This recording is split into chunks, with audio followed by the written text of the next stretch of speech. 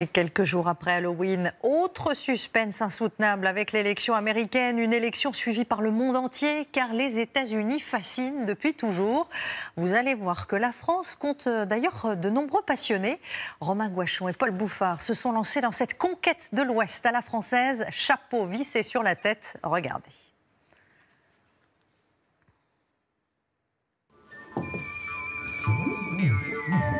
Ils cherchaient tout, sauf des problèmes. L'étranger ne pensait pas en rencontrer si vite, en plein cœur de la France, à tout juste 150 miles de Paris. Les frères Jackson, voleurs de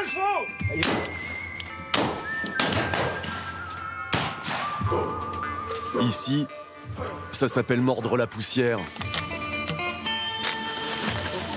Richard the Gunner, McGill le croque-mort et Jameson Barlow, alias Frank, sont des passionnés de reconstitution, assoiffés de vieille Amérique. Non, c'est pas du déguisement, c'est pas une blague, on se doit absolument de respecter. En reconstitution historique, chaque détail est important. On a par exemple des catalogues de l'époque qui existaient de vente par correspondance et on se réfère à ça, on sait que tel tissu a existé, tel modèle a existé. Frank est à l'initiative de la construction de Belfourche City, un premier jet inspiré d'une vraie ville du Dakota. Sur un pré dont il est propriétaire, un petit bout d'Amérique en plein cœur du Berry, à Mentou-Salon. Elle est trop courte celle-là. Enfin plutôt Mentou-Saloon. Les clous sont plantés, on n'a pas de clouteuse, c'est à la main, le marteau, et puis voilà. Ça fait combien de temps que vous travaillez là-dessus? Ça fait 3 ans qu'on est là-dessus, on a commencé par le saloon. Et puis voilà, c'était une super aventure. Entre lampe à pétrole et poêle à bois, le saloon, où l'on tente de s'installer pacifiquement.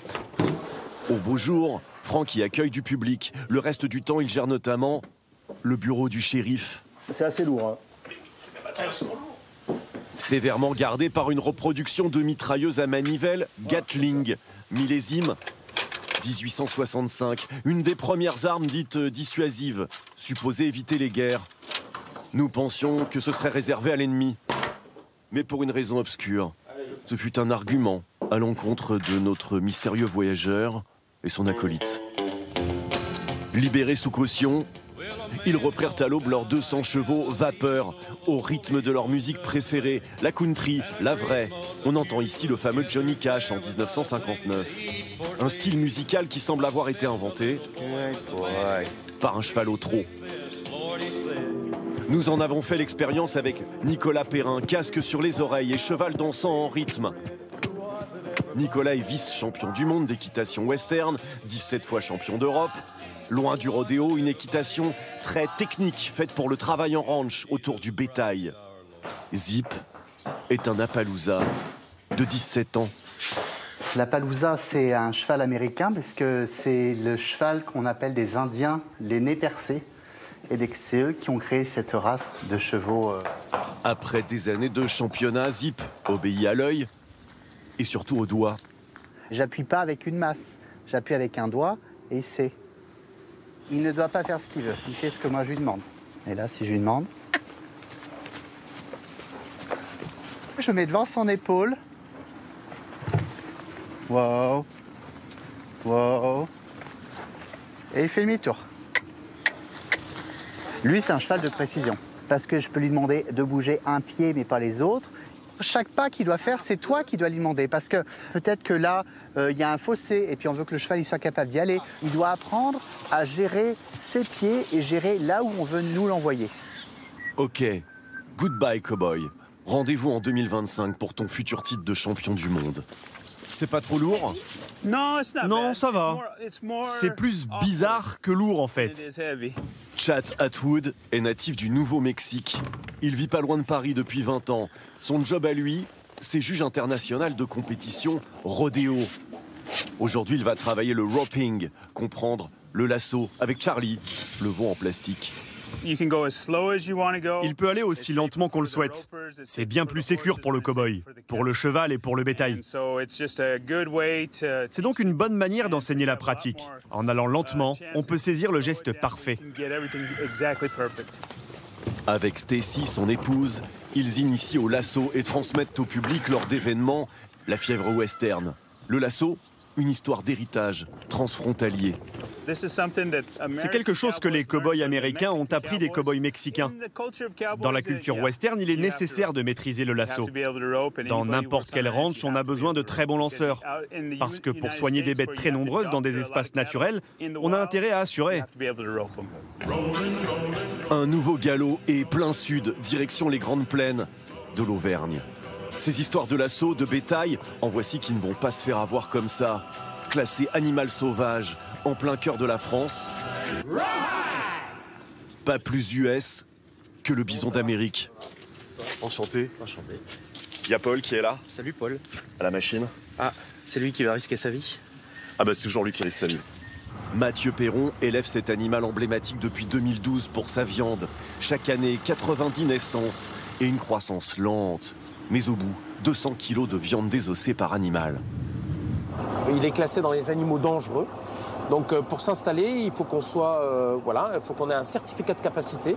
Il a des caractéristiques athlétiques hors normes. C'est un animal qui court très vite et il va à 60 km/h en vitesse de pointe, peut courir à des vitesses de 40 km/h pendant des heures. Donc il va plus vite qu'un cheval. 230 hectares de pâturage pour cet habitué des grands espaces qu'il ne faut donc pas titiller. En tant que témoin direct, lorsqu'une partie des 400 têtes de l'élevage de Mathieu vous arrive en face, il n'y a plus de héros qui tiennent. C'est des animaux qui sont primitifs dans la façon d'être. Donc d'un point de vue digestif, par exemple, c'est des animaux qui ne supportent pas les protéines, qui digèrent mal l'amidon. Donc c'est des animaux qui vont manger exclusivement que de l'herbe. Ils ont des plus faibles carcasses que les bovins. Ils poussent tout doucement, ils atteignent leur taille adulte à 7 ans, contrairement aux bovins qui l'atteignent à 18 mois. Mathieu Perron et le bison, un amour monstre de plus d'une tonne. Le déclic a été la lecture d'un livre de Dan O'Brien, qui est un éleveur américain, et donc il raconte son expérience personnelle, puisque lui il est auteur, mais il est aussi éleveur, et il expliquait comment il est tombé sur le bison. Je me suis concentré sur ses cils, longs et expressifs. Tranquillement, la tête s'est baissée et les pattes se sont dépliées sous l'imposant animal. Il s'est ébroué comme un chien, et un nuage de poussière du Dakota s'est élevé autour de lui, flottant dans la brise fraîche du soir. Tu veux goûter du bison, Paul, ou pas? Avec plaisir. Bon bah je crois qu'on est invité.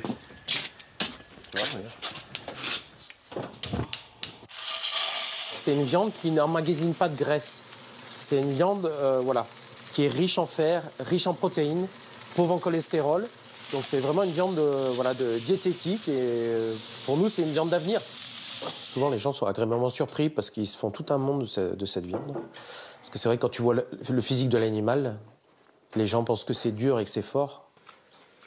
J'ai l'impression d'être sur une diligence dans le Grand Est. Pardon, Ouest, pardon. Fondant, très fondant. Voilà. Ah oui, c'est... Comme si l'horizon d'un bison allait nous suffire. Il nous fallait changer de comté. See you, l'Auvergne. Hello, le Tarn. Plus de 300 miles, soit 500 km, vers le sud-ouest du pays où les cactus de l'Arizona ressemblent à une cathédrale de platanes. Amélia a changé de vie. Prof de français, elle a lâché l'éducation pour un rêve américain. Les selles western et une langue étrangère. Une griffe à molette, un abacar, un maule, un brunissoir, une pince à passant. Depuis toujours, j'ai voulu travailler pour les chevaux. Donc j'ai décidé de tout quitter et me former dans la sellerie pour vraiment être au service du cheval et au service du cavalier. Apprendre qu'il faut 1 à 2 mois de travail pour réaliser une selle, qu'il faut la peau d'une vache entière, soit près de 5 mètres carrés de cuir, des heures de repoussage de ce même cuir, et que sans la passion, n'importe qui laisserait tomber. J'ai toujours été très attirée par les États-Unis. Et dans la sellerie western, il y a une grande part de créativité possible. Le cuir peut être tendre en surface selon l'humidification, mais on ne le voit pas dans mes mains, mais en fait je force beaucoup. Et c'est une pratique qui fait des ampoules, qui fait de la corne, qui est un peu éprouvante pour les bras, les avant-bras, les épaules. Savant assemblage d'une trentaine de pièces différentes mesurées à dos de cheval. Et pour savoir sur quoi on s'assoit, mieux vaut parler couramment le cow-boy. La corne, des horns, le fork, le sit, les side jockeys, les back Ok, jockeys. devenu bilingue, nous n'avons pas eu peur d'aller tout de go dans la Nièvre, guidés par un joli présage. Frapper à la porte de François.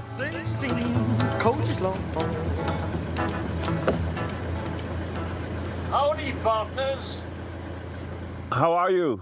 I am fine. How are you doing? Are we welcome to get to you? Why don't you come in?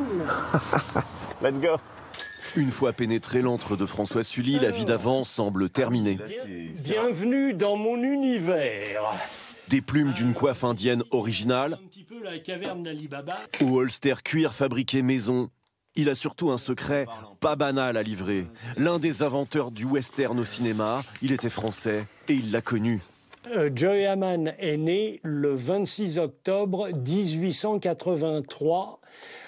Donc, pour la petite histoire, 2 ans après le règlement de compte à Hockey Corral et 2 ans après la mort de Billy the Kid.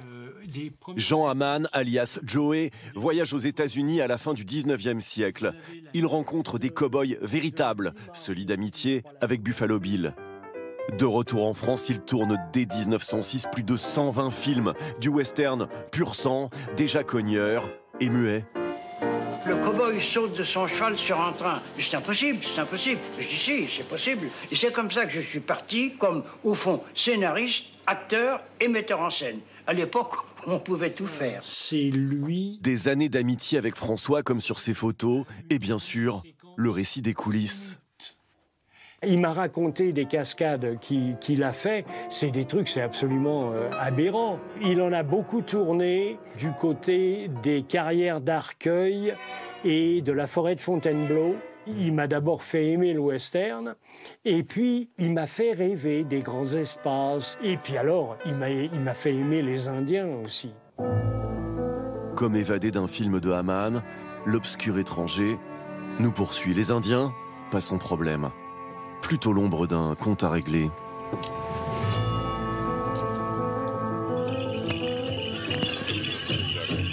Nous l'avons semé pour un temps, happé par la danse intertribale des Abénakis. Présents au Québec, ils font aujourd'hui partie des peuples autochtones du Canada. Sauf que là, nous sommes dans le Gers, à Aignan, et sous les couleurs des Abénakis, Philippe, sapeur-pompier à la retraite, est mordu de culture amérindienne. Chacun a son style de danse, chacun, c'est une tenue unique que l'on a, ça s'appelle un regalia, c'est pas un déguisement, et on le fait sérieusement. Il a rencontré plusieurs fois ces Amérindiens au Canada. Son plaisir, faire entrer dans la ronde les non-initiés. Et après, il y a les danses sociales, et là, on se libère. C'est-à-dire que les gens, on l'a vu, les gens, ils parlent entre eux, ils rigolent, ils dansent comme ils veulent, et c'est un moment de libération. C'est des cultures qui s'oublient? Oui, cultures qui s'oublient, et effectivement, ça fait du bien de revenir un petit peu en arrière et voir un petit peu ce qui se passait. C'est un partage de connaissances.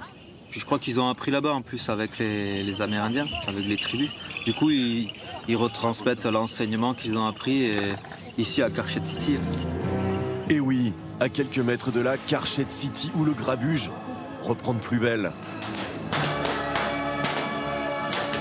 Une rue entière ramène au 19e siècle un rien plus hollywoodien et malgré les apparences, pacifique. C'est des belles répliques. Les animations sont faites qu'avec des armes de ce type-là, de manière à... N'ayez pas peur, il est vide. J'ai tout tiré. J'ai grandi dans le western, j'ai baigné dedans, j'ai eu la chance de voyager aux États-Unis et aller dans les ranchs américains. L'idée, c'est l'immersion western. C'est-à-dire qu'on veut que quand les gens arrivent ici, qu'ils se sentent complètement dans un autre temps, dans un autre monde. Et du coup, des animations, des repas, de la danse, des coups de feu. La jeunesse, elle, prend la diligence en marche. Déjà depuis tout petit, c'est un peu tout ce qui était Lucky Luke, etc. Faisait partie un peu de mon univers étant jeune. Et c'était un peu une continuité de découvrir vraiment dans des conditions entre guillemets plus réelles un vrai village western. Pendant un week-end, on est au Far West.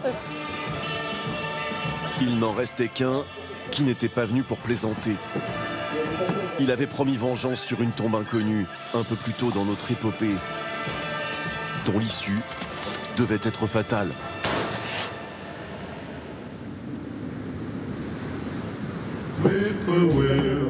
Puis il reprit sa route, ses mystères intacts et un bout de destin français derrière lui.